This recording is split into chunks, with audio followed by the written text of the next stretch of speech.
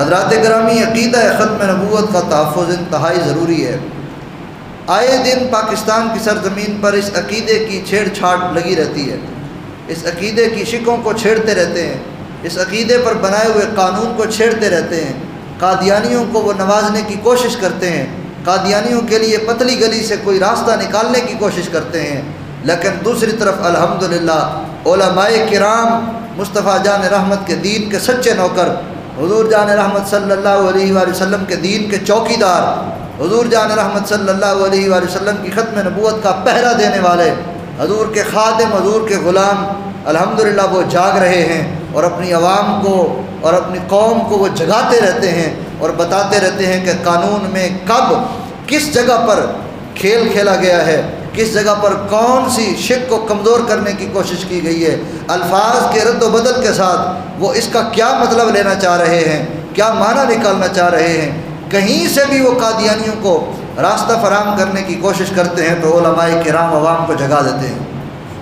اور پھر عوامی پریشر کے ساتھ اعلیٰ عدلیہ کے لوگ اور اقتدار بالا کے لوگ پھر ان کو ہوش کے ناخن لینے پڑتے ہیں اور پھر عوام کے سامنے آ کے وضاحتیں دینی پڑتی ہیں۔ یقین جانیں اگر علماء نہ ہوتے، پاکستان میں علماء نہ ہوتے تو پاکستان کی عوام کو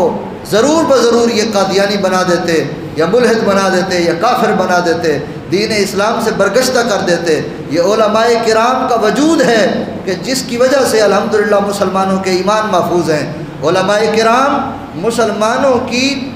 جو نظریاتی سرحدیں ہیں، اعتقادی سرحدیں ہیں، عقیدے کی سرحدیں ہیں، علماء کرام ان کے محافظ ہیں۔ پاکستان کے